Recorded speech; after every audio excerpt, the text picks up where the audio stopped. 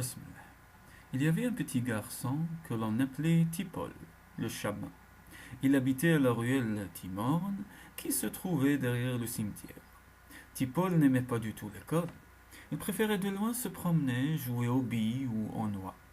Malgré toutes les remontrances que lui faisait sa mère, mademoiselle Camille, Tipol ne comprenait pas le bien fondé de l'école et bien souvent, quand on le croyait en classe, on le surprenait avec quelques petits voyous de son âge vers l'école buissonnière. En fait, Tipol aimait en faire à sa tête.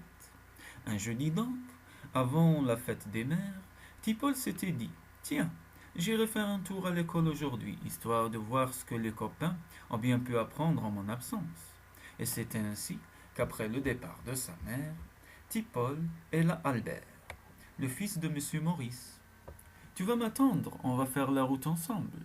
Là où Tipol demeurait, les maisons étaient tellement serrées les unes contre les autres qu'on avait l'impression qu'elles se chevauchaient d'ailleurs.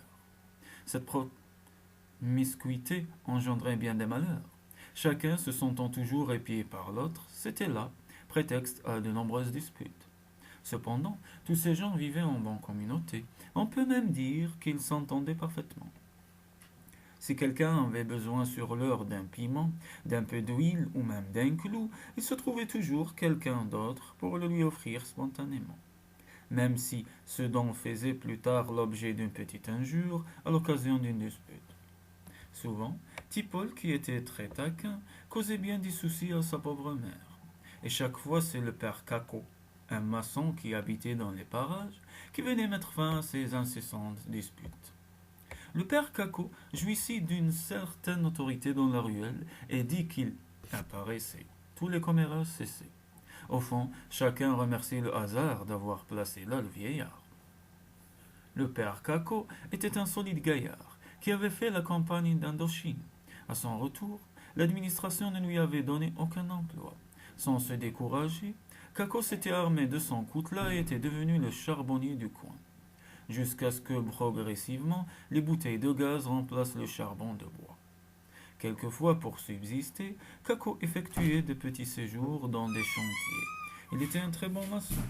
C'est lui qui, un soir, alors que le docteur Goljou tenait une réunion électorale, l'interrompit en ces termes: Vous ne venez ici que pour nous baratiner, nous emmener aux urnes, et puis une fois les élections achevées, vous disparaissez. Mais prenez garde, je vous le dis ce soir devant vos électeurs. Si vous ne faites pas installer ici même un fontaine publique, je vous garantis qu'au lendemain du vote, vous entendrez parler de nous.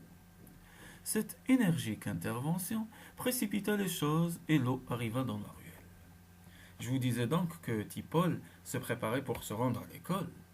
Bien, donc, quand notre gaillard franchit le seuil de la classe, la maîtresse lui demanda: Paul, où étiez-vous? Et du coup, toute la classe s'esclaffa. Tipol garda son sang-froid et fit le mort. C'est tout juste si le dernier accordait un regard à la maîtresse. D'ailleurs, celle-ci continua son cours et envoya comme chaque jour un élève écrire la date au tableau. Vendredi 26 mai 1967, quand vint l'heure de la récréation, les élèves se précipitèrent dehors dans un vacarme épouvantable. C'est à croire que la récréation était pour eux un moyen de fuir cet étouffoir qu'était la salle de classe. Certains jouaient au football, d'autres au chat caché. La poussière volait de partout. Tipol ne jouait pas. Il se tenait un peu à l'écart, il semblait chagrin. Est-ce parce qu'il n'avait pas mis les pieds à l'école depuis trop longtemps, ou bien avait-il simplement un pressentiment bien malin qui aurait pu le dire? Quoi qu'on pût lui dire, Tipol affichait une mauvaise humeur manifeste et répondait par un quip. À 5 heures, il n'attendit pas Albert. Il courut à toute vitesse pour arriver chez lui le plus vite possible. Il prenait tous les raccourcis qu'il connaissait. Dès qu'il eut enjambé le petit ruisseau qui coule près de la petite épicerie de Madame Tintin, Tipol aperçut une foule massée devant la porte de Père Caco. Mais trop petit, il ne pouvait voir ce qui se passait à l'intérieur de la case. Il entendit une voisine qui disait: Cela a dû se produire sur la place, car je crois qu'il devait y avoir une grève ou une manifestation. Et Caco, qui était en tête du cortège, a été atteint par une balle. Quelqu'un d'autre disait: mais ce n'est pas du tout cela. Les travailleurs négocient avec les patrons une augmentation de salaire. Il y a eu une altercation, puis vraisemblablement Père Caco s'en est pris à l'un des gendarmes, et alors qu'il avait le dos tourné et que l'incident semblait clos, le chef de la compagnie a donné l'ordre d'ouvrir le feu sur les grévistes. Je vous assure que si je ne m'étais pas caché, j'aurais sûrement été blessé. Tipol comprit que le père Caco était mort. Les larmes lui vinrent, et il eut subitement très chaud à la tête. Ils ont assassiné Caco, se disait-il. Ils l'ont assassiné. Et Tipol revoyait Caco, se souvenait des soirs où, avec quelques camarades, il allait chez lui l'écouter raconter des histoires.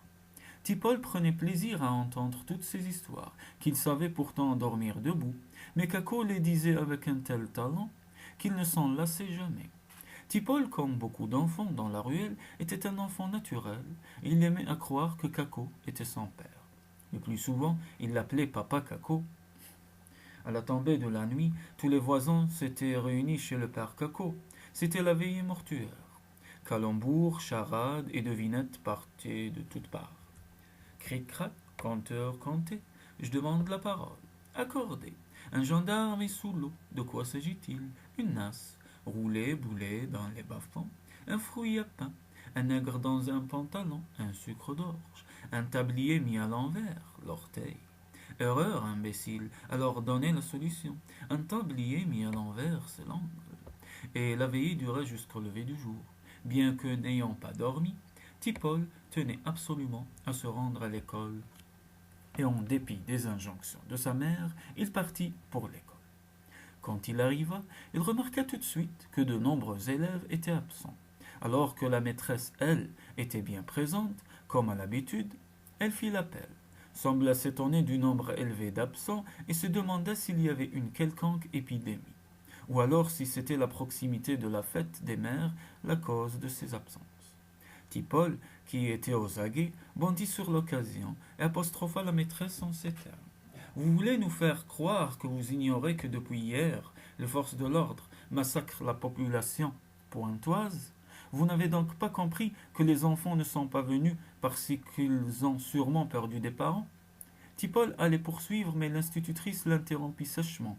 Taisez-vous! Aussitôt l'enfant prit son cartable et quitta la salle de classe.